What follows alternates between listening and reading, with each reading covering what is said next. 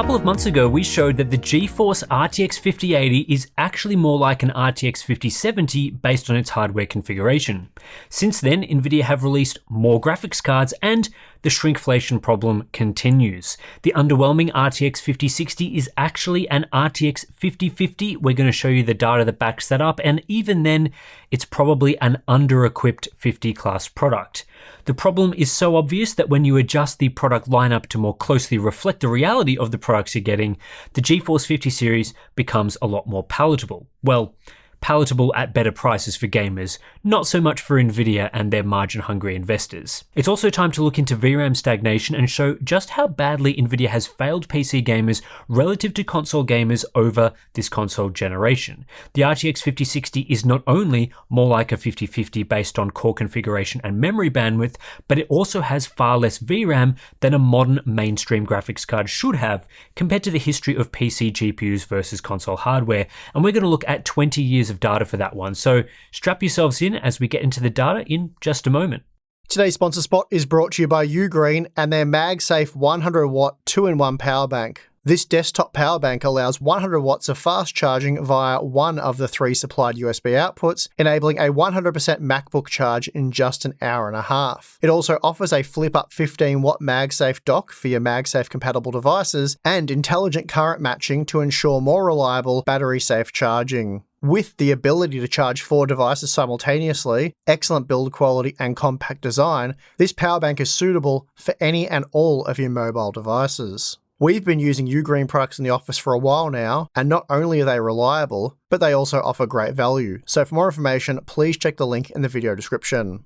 Last time we looked at Nvidia GPU hardware configurations, we used data dating back to 2013's GeForce 700 series to show how each product class compared to the flagship of that era.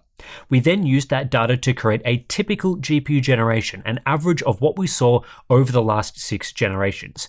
This shows us how much each product class is typically cut down compared to the flagship model across a decade of GeForce GPU history. And when you slot in the RTX 50 series and compare that to a typical generation, it doesn't stack up very well. Here's the core configuration that Nvidia has offered over the years. With the 50 series, the RTX 5090 offers 21,760 CUDA cores, which is cut down in successive steps to 10,752 cores for the RTX 5080, 6,144 cores for the RTX 5070, and as we now know, 3,840 cores for the RTX 5060. As a percentage relative to Nvidia's flagship, the RTX 5060 provides just 18% the core count, which is below the average 60 class GPU. Normally this class gives you 36% the cores of the flagship on average, but both the 4060 and 5060 are well below that. Cutting the GPU size to just 18% is much more closely aligned to what Nvidia has provided in the 50 class previously. In fact, it's a slightly worse than average 50 class configuration that is most similar to the GTX 750 and GTX 1050. It's actually worse than the RTX 3050 8GB from a few generations ago.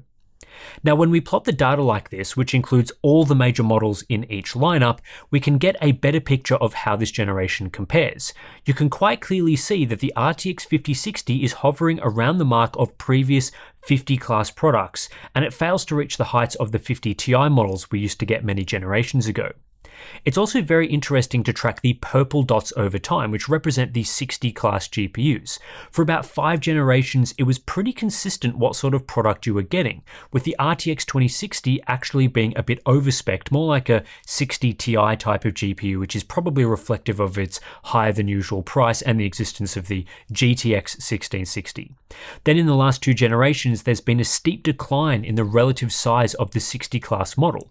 What used to be a 60 class GPU in prior years with models like the GTX 1060 6GB and RTX 3060 12GB is now more like an RTX 5070 today. In fact, the 5070 is configured below those old 60 class models and in reality is somewhere between a 60 and 50 class GPU. This sort of chart also allows us to analyze the TI models a bit better, which haven't always been a feature of Nvidia's lineup. What we can say here based on core count is that the RTX 5070 Ti is actually more like an RTX 5060 Ti as its configuration slots between historic 70 and 60 class configurations and is a weaker configuration than the 3060 Ti was relative to the 3090. The RTX 5060 Ti is more like an RTX 5050 Ti or even just an RTX 5050 depending on the generation you compare it to. Now I'm switching the chart over to replace the labels of each GPU with their relative price. So the percentage listed next to the marker is not the relative core count, but the relative price. As an example, the RTX 4080 costs $1,200 relative to the 4090 at $1,600 US. It's listed as a 75% relative price on the chart. What this allows us to do is see the level of shrinkflation for these models. Historically, a GPU that was configured to around 20% the size of the flagship GPU has been available for roughly 10 to 15% the price of the flagship. The last two generations have changed that relationship though. The RTX 4060 was 19% the price, and the RTX 5060 is 15% the price. Better than last gen, but still on the higher end of the scale. But it goes beyond this because, of course, the flagship graphics card has become much more expensive over time. In the GeForce 700 series, you could get a GTX Titan for $1,000 US. Today, the RTX 5090 is $2,000, so perhaps a more appropriate way to look at this is the actual GPU prices adjusted for inflation. Everything you see in this chart is in $2025 dollars. This is a really damaging chart for Nvidia. Between 2013 and 2020, a GPU 20% the size of the flagship cost about $180 to $200 US. Today though, that configuration is 50% more expensive at $300 US. In prior years, again adjusting for inflation, $300 would have gotten you a configuration with around 30 to 35% the cores of the flagship. So what Nvidia have done here, and did previously with the RTX 4060, is offer the same name and price point as a typical 60-class GPU.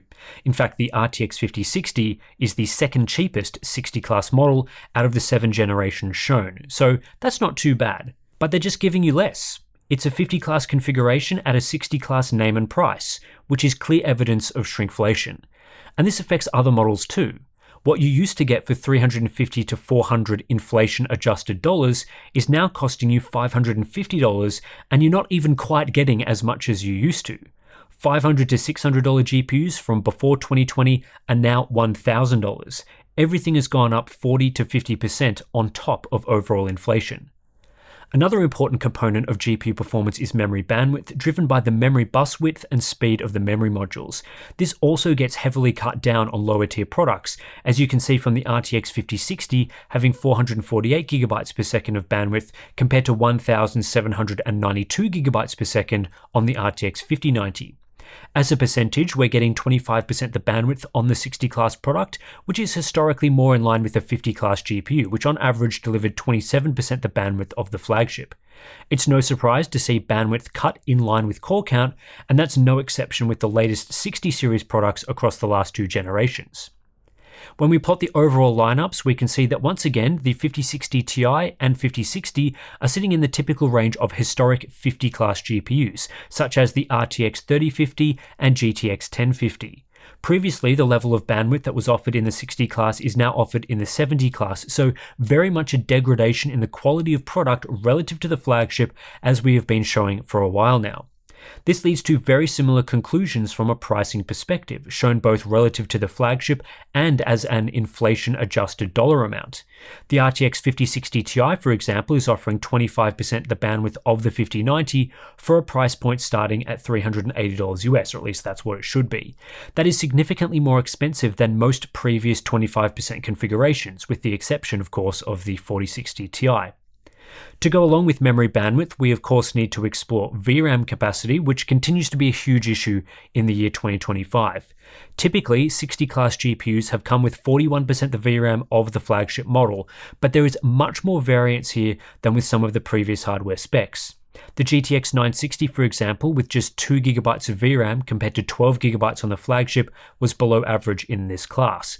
But 5 of the 6 prior generations gave at least 30% the relative VRAM capacity. The 5060 sits at just 25%, offering 8 GB compared to 32 GB on the flagship 5090. In terms of size, this puts the 5060 somewhere between the 50 and 60 classes when looking at the history of these configurations. It's quite common for there to be a significant cut down in VRAM from the flagship to the 80 class, but other generations have balanced the VRAM buffer a bit better for the mainstream models. Then when looking at price, the RTX 5060 and 5060 Ti are exposed as very expensive graphics cards for the relative size of their VRAM. The 5060 Ti 8GB in particular is a bit of a joke, and at that price you really should be getting 30 to 40% the VRAM capacity, which in this situation would be 12GB. In some of the better series, such as the 10 series, it would be more like a 16GB graphics card. But of course, in this situation, you have to spend more to get the 16GB model, and we're showing the base models here. But VRAM goes beyond just simple relationships across the lineup, because one of the most important factors in whether a PC GPU has enough VRAM is the memory capacity of the consoles. Game developers build their titles around the consoles, and so design for the memory capacity of those systems. Unlike with shader performance that can be scaled through resolution or visual effects, it's often much harder to scale memory usage when developers are targeting a certain level of detail and features.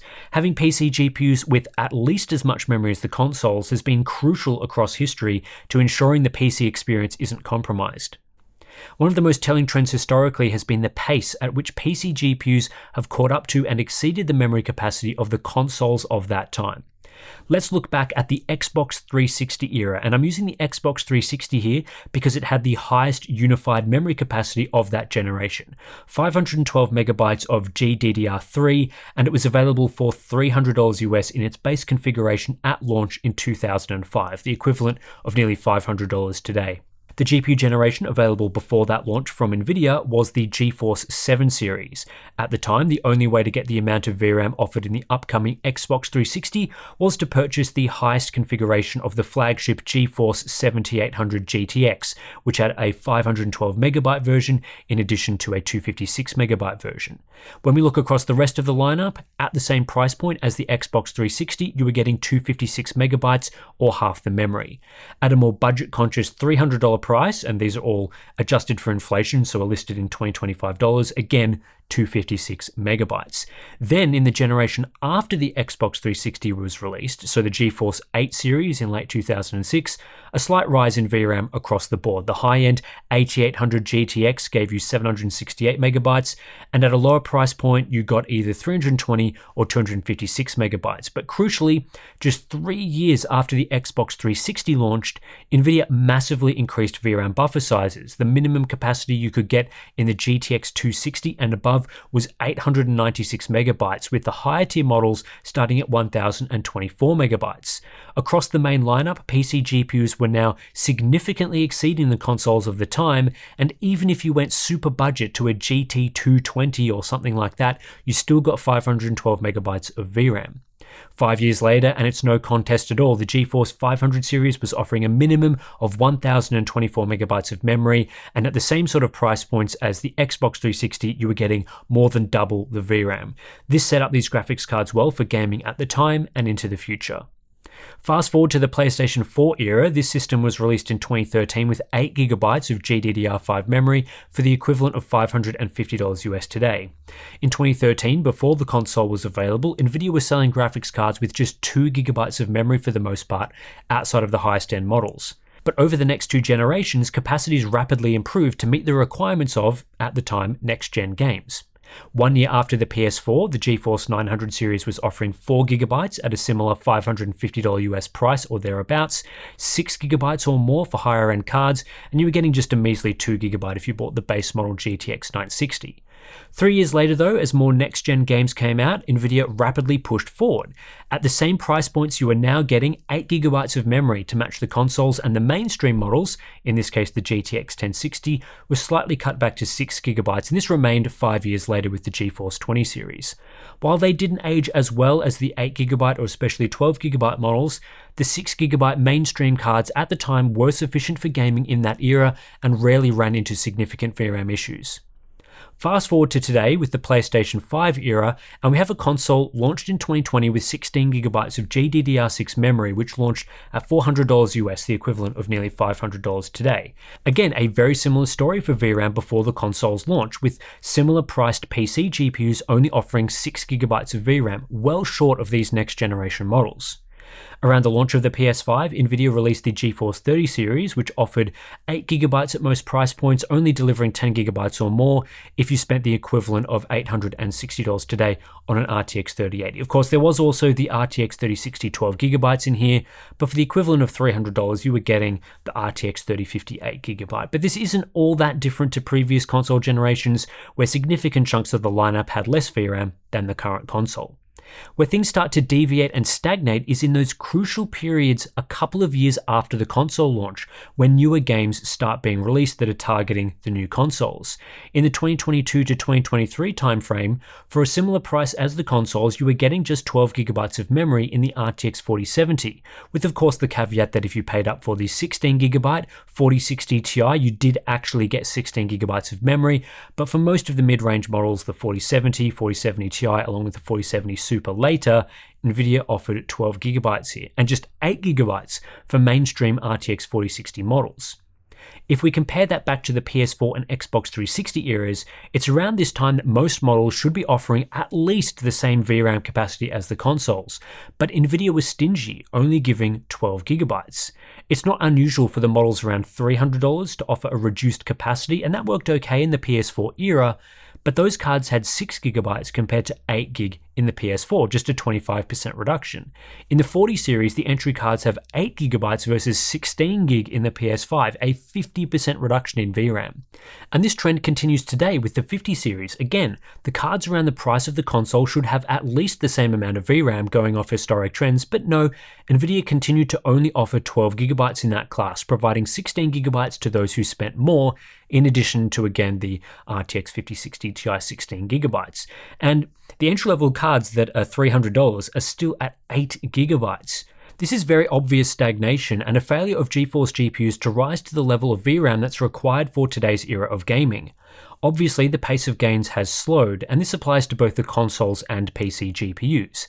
But the key milestone that has made previous generations successful is getting the same amount of VRAM as the consoles at a similar price within a couple of years after those consoles launch. The GeForce 40 and 50 series have failed to do that. Based on this historic data, the GeForce RTX 5060 should be equipped with a minimum of 12GB of VRAM to be a suitable $300 product in 2025, and anything above that sort of tier should have 16GB. This further shows the shrinkflation that has plagued modern PC graphics cards. We have an RTX 5050 configuration being branded and sold as an RTX 5060 at a price point that is 50% higher than typical 50 class GPUs.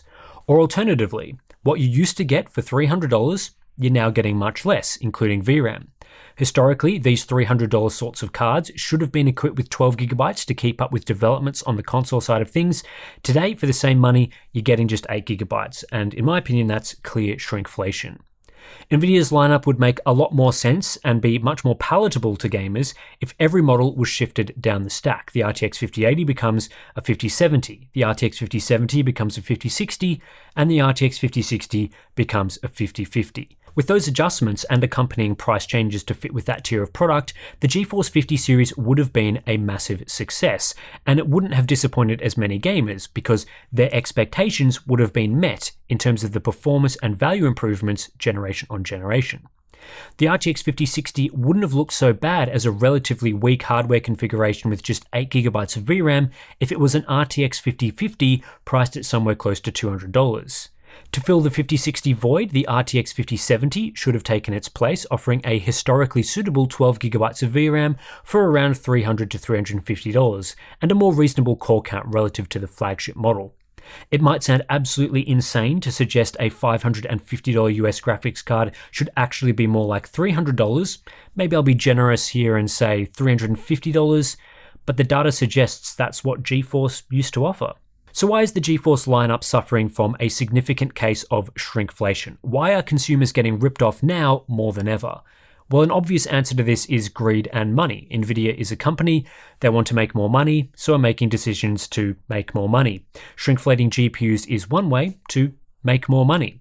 But as we pointed out in our previous video suggesting the 5080 is actually a 5070, the reality is that graphics cards are much more expensive to manufacture now than they were previously.